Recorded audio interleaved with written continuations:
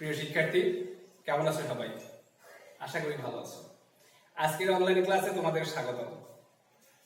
আজকে আমরা বাংলা বানানের নিয়ম পড়ব। বাংলা বানানের নিয়মের আজকে 3 নম্বর ক্লাস। গত ক্লাসে আমরা নব্যবিধান সম্পর্কে জেনেছিলাম, আর আজকের ক্লাসে আমরা সপ্তবিধান সম্পর্কে জানব। তো চলো শুরু করা যাক।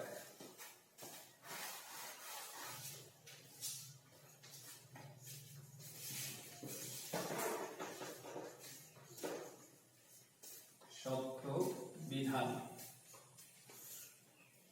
তাহলে আমাদের প্রথমে জানতে হবে যে সপ্তবিধান সে কি জিনিস।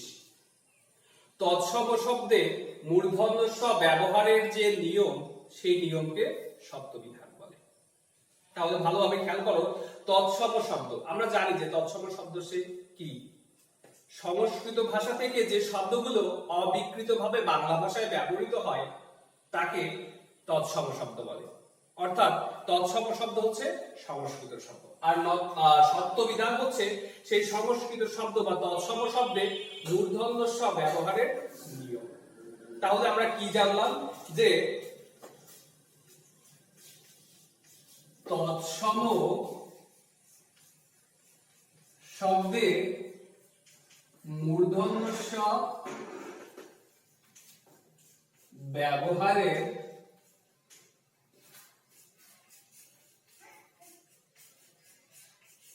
নিয়মকে সপ্তবিধান বলে। তাহলে সপ্তবিধান তৎসম শব্দে মূর্ধন্য ষ ব্যবহারের নিয়মকে সপ্তবিধান বলে। সপ্তবিধানের নিয়ম শুধুমাত্র তৎসম শব্দে প্রযোজ্য হবে, আর বাকি যে অতৎসম শব্দ আছে সেই শব্দগুলোতে সপ্তবিধানের নিয়ম প্রযোজ্য হবে না। আমরা জানি যে উৎস অনুসারে শব্দ মোট 5 প্রকার: তৎসম শব্দ, অর্ধ তৎসম শব্দ, তদ্ভব শব্দ, দেশি শব্দ এবং বিদেশি শব্দ। তো সপ্তবিধান শুধুমাত্র তৎসম শব্দের ক্ষেত্রেই প্রযোজ্য হবে, বাকি যে অতৎসম অর্থাৎ অর্ধ তৎসম, তদ্ভব, দেশি, বিদেশি শব্দগুলোতে মূর্ধন্য ষ হবে না। তাহলে আমরা জানলাম যে সপ্তবিধান কাকে বলে। এরপর আমরা জানবো যে কোথায় কোথায় তৎসম শব্দে মূর্ধন্য ষ হয়। তাহলে চলো শুরু করা যাক।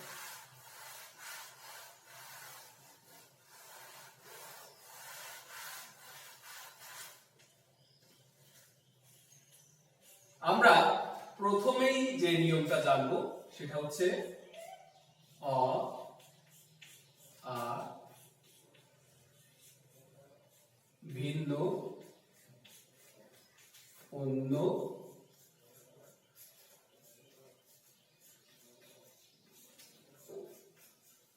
স্বরধ্বনির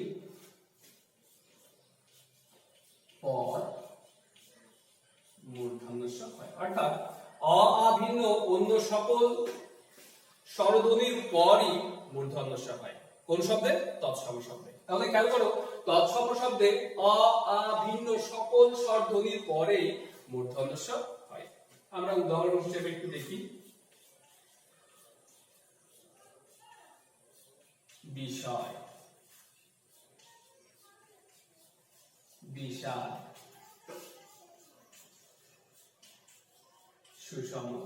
তাহলে এখানে একটু খেয়াল করো, বিষয় যে শব্দটা আছে প্রথমে কি আছে? ব। বয়ের সাথে কি আছে? হ্রস্ব ইকার অর্থাৎ হ্রস্ব ই, তারপর মূর্ধন্য ষ। তাহলে দেখো কি হলো? হ্রস্ব ইকারে ছিল বলে পরে মূর্ধন্য ষ হয়েছে, অর্থাৎ হ্রস্ব ইকার একটা স্বরধ্বনি। দেখো তাহলে অ, আ ভিন্ন অন্য সকল স্বরধ্বনির পর তৎসম শব্দে মূর্ধন্য ষ হয়।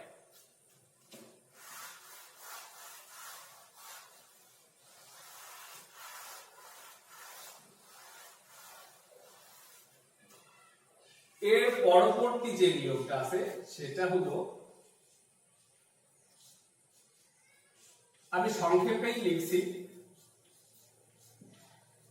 রি বা রিকার এরপর মূর্ধন্য ষ হয়। অর্থাৎ যদি রি থাকে বা যদি রি কার থাকে, ঠিক তারপরে হচ্ছে কি হয়? তারপরে মূর্ধন্য ষ হয়। দেখো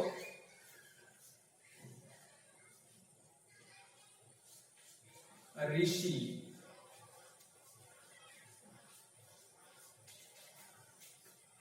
কৃষক,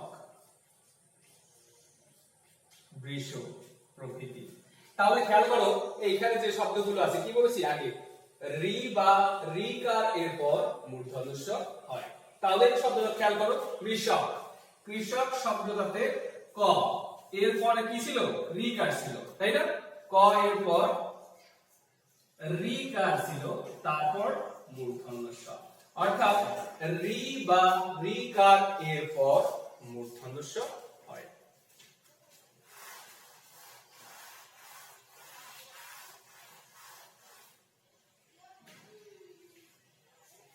এর পরবর্তী নিয়ম র বা র ফলা বা রেফ এরপর মূর্ধন্য ষ হয়। তাহলে র বা র ফলা বা রেফ এরপর মূর্ধন্য ষ হয়। উদাহরণ হিসেবে আমরা একটু দেখি, বর্ষা, বর্ষণ, মহর্ষি প্রভৃতি। তাহলে খেয়াল করো কি বলছি, র বা র ফলা বা রেফ এরপর মূর্ধন্য ষ হয়। তাহলে এই যে বর্ষা শব্দটা ব এরপরে কি আছে, রেফ অর্থাৎ র, তারপর কি মূর্ধন্য ষ, অর্থাৎ র ছিল বলেই কিন্তু হচ্ছে কি হলো মূর্ধন্য ষ, অর্থাৎ র বা র ফলা বা রেফ এরপর তৎসম শব্দে মূর্ধন্য ষ হয়।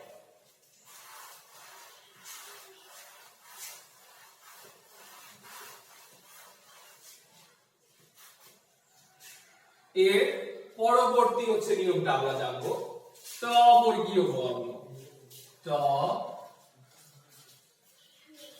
বর্গীয় বর্ণের আগে, অর্থাৎ ট এবং ঠ, ট ঠ। তো যাও, ট বর্গীয় বর্ণ সে কোনগুলো, ট ঠ ড ঢ। তো ট বর্গীয় বর্ণের আগে মূর্ধন্য ষ হয়। তাহলে সেই ট বর্গীয় বর্ণের আগে যে মূর্ধন্য ষ হয়, উদাহরণ হিসেবে কয়েকটা হচ্ছে আমরা দেখি, বৃষ্টি,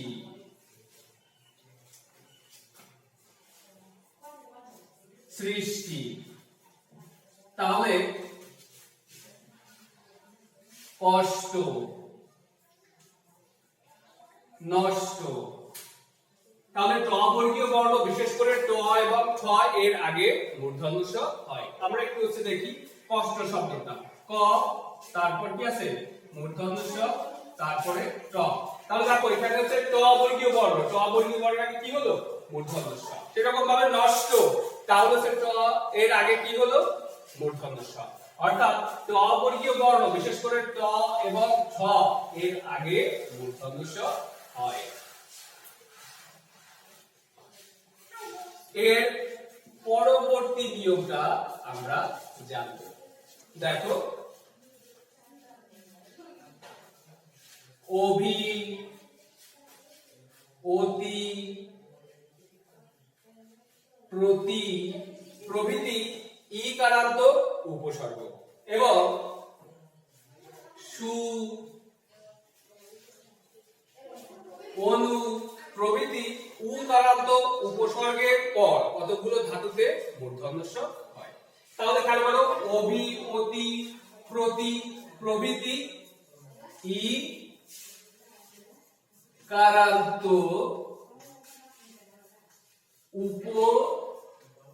উপসর্গ, সু, অনু প্রভৃতি উ কারান্ত উপসর্গ এরপর কতগুলো ধাতুতে মূর্ধন্য ষ হয়। একটু দেখি সেটা উদাহরণ আমরা, অনু সঙ্গ, অনু সঙ্গ।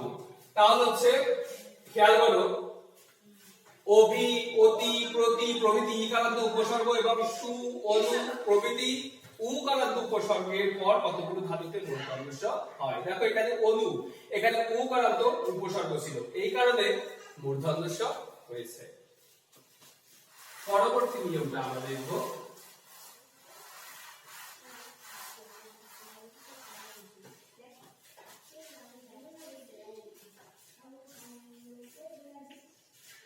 নি দু বহি আবি চতু, এরপর ক খ গ প হ থাকলে বিসর্গ স্থানে মূর্ধন্য স হয়। দেখো নি দু বহি আবি চতু প্রাদু, এরপর ক খ প খ থাকলে বিসর্গ স্থানে মূর্ধন্য স হয়। আমরা দেখি কয়েকটা উদাহরণ।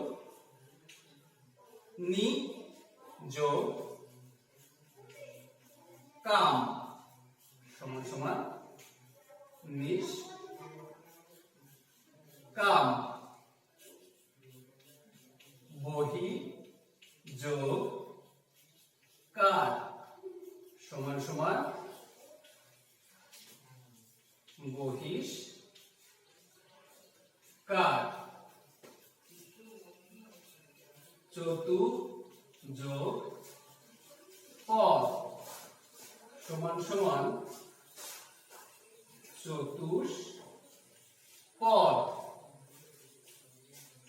নি যোগ ফল সমান সমান নিস ফল। তাহলে দেখো কি বলেছি, নি দু বহি আবি চতু প্রাদু, এরপর ক খ প ফ থাকলে বিসর্গ স্থানে মূর্ধন্য স হয়। তাহলে নি যোগ কাম কি হয়ে গেল? নিষ্কাম, অর্থাৎ এই বিসর্গ স্থানে মূর্ধন্য স হলো।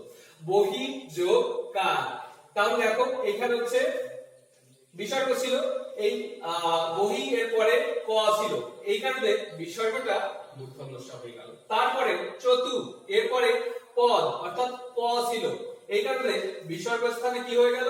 মূর্ধন্য স হয়ে গেল। এরপরে নি এরপরে কি ছিল?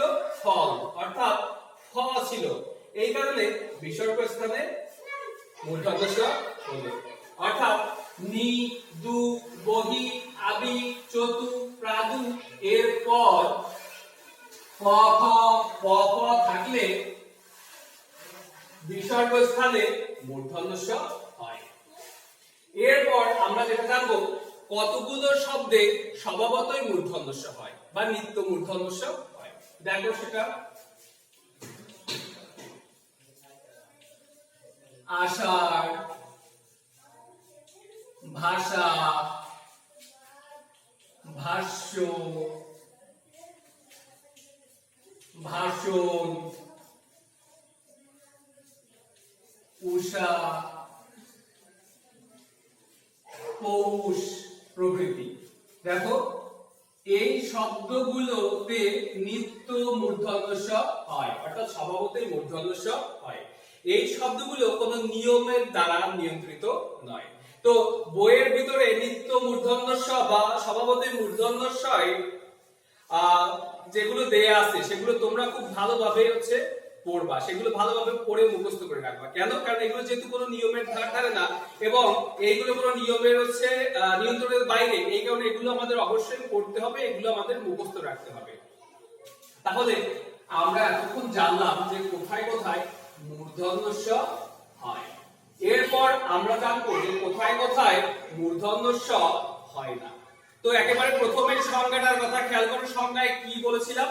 যে তৎসম শব্দে মূর্ধন্য স ব্যবহারের নিয়মকে সত্যবিধান বলে। তাহলে তৎসম শব্দ ভিন্ন বাকি যে শব্দগুলো আছে সেই সমস্ত শব্দে মূর্ধন্য স হবে না। তাহলে দেখো অর্ধ তৎসম শব্দ, তাহলে অর্ধ তৎসম শব্দে মূর্ধন্য স হয় না। তারপরে তদ্ভব, তদ্ভব শব্দে মূর্ধন্য স হয় না। তারপর দেশি শব্দ, দেশি শব্দে মূর্ধন্য ষ হয় না। তারপর বিদেশি শব্দ, বিদেশি শব্দে মূর্ধন্য ষ হয় না। ক্রিয়াপদ, ক্রিয়াপদে কখনো মূর্ধন্য ষ হয় না। তারপর আরো একটা কথা এখানে তোমাদেরকে বলি, সেটা হচ্ছে কি সংস্কৃত সাত প্রত্যয় যোগে যদি কোন শব্দ গঠিত হয়, তাহলে সংস্কৃত সাত প্রত্যয় যোগে গঠিত শব্দে কখনো মূর্ধন্য ষ হয় না, সব সময় দন্ত ষ হয়। তাহলে আমরা জানলাম যে কোথায় কোথায় মূর্ধন্য ষ হয় না। অর্ধ তৎসম শব্দে মূর্ধন্য ষ হয় না, তদ্ভব শব্দে মূর্ধন্য ষ হয় না, দেশি শব্দে মূর্ধন্য ষ হয় না, বিদেশি শব্দে মূর্ধন্য ষ হয় না, ক্রিয়াপদে মূর্ধন্য ষ হয় না, সংস্কৃত সাত প্রত্যয়ান্ত শব্দে মূর্ধন্য ষ হয় না। তোমরা প্রায়শই ভুল করে থাকো বিদেশি শব্দে। বিদেশি শব্দে তোমরা কি ধরনের ভুল করে থাকো একটু খেয়াল করো, যে স্টেশন বা স্টোর। তাহলে স্টেশন বা স্টোর এই শব্দ দুটো একটু খেয়াল করো। আমরা সবাই জানি যে ট বর্গীয় বর্ণের আগে মূর্ধন্য ষ হয়, তো ট এবং ছ এর আগে মূর্ধন্য ষ হয়। তাহলে এখানে ট আছে, ট এর আগে তোমরা মূর্ধন্য ষ লেখো। এই যে স্টোর বানানো, ট এর আগে মূর্ধন্য ষ লেখো। কিন্তু এই শব্দ দুটো কিন্তু ভুল। কেন শব্দ দুটো ভুল? কারণ তৎসম শব্দে মূর্ধন্য ষ ব্যবহারের নিয়মকেই সত্যবিধান বলে। সত্যবিধান শুধুমাত্র তৎসম শব্দের ক্ষেত্রেই প্রযোজ্য। কোন অতৎসম শব্দ অর্থাৎ বিদেশি শব্দে কিন্তু সত্যবিধান প্রযোজ্য না, বা বিদেশি শব্দে কিন্তু মূর্ধন্য ষ হবে না। তাই স্টেশন যে শব্দটা এবং স্টোর যে শব্দটা, এই শব্দ কিন্তু ভুল। স্টেশন, তাহলে স্টেশন, স্টোর।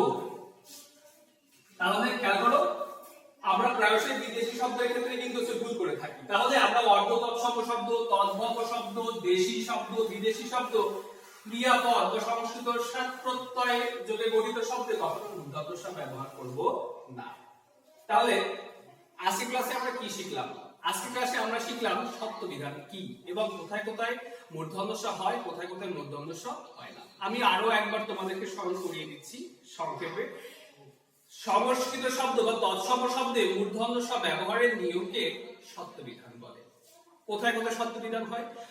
অ আ ভিন্ন অন্য সমস্ত স্বরধ্বনির পর তৎসম শব্দে মূর্ধন্য ষ হয়।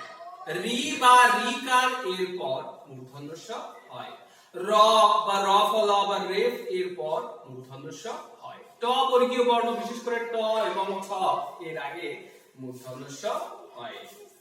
নি, দু, বহি, আবি, চতু, প্রাদু এরপর ক, খ, প, ফ থাকলে বিসর্গ স্থানে মূর্ধন্য ষ হয়। এবং ইকারান্ত এবং উকারান্ত উপসর্গের পর কিছু ধাতুতে মূর্ধন্য ষ হয়। কিছু কিছু শব্দ আছে যেগুলো নিত্য মূর্ধন্য ষ বা স্বভাবতই মূর্ধন্য ষ হয়। আর তৎসম শব্দ ভিন্ন বাকি যে শব্দগুলো আছে, অর্থাৎ অর্ধ তৎসম, তদ্ভব, দেশি, বিদেশি, এই শব্দগুলোতে মূর্ধন্য ষ হয় না। তাহলে আশা করি আজকে ক্লাসটা তোমরা বুঝতে পারছো। তো তোমরা ভিডিওটা কয়েকবার দেখো, দেখার পর তোমাদের যার যার সমস্যা, সেই সমস্যার কথা আমাকে জানাও। সমস্যার কথাগুলো তোমরা কমেন্টে জানাও, আমি তোমাদের সেই সমস্যাটা সমাধান করে দিব। তো যাই হোক, ভালো থাকো তোমরা, ভালো থাকো, সুস্থ থাকো, নিরাপদ থাকো।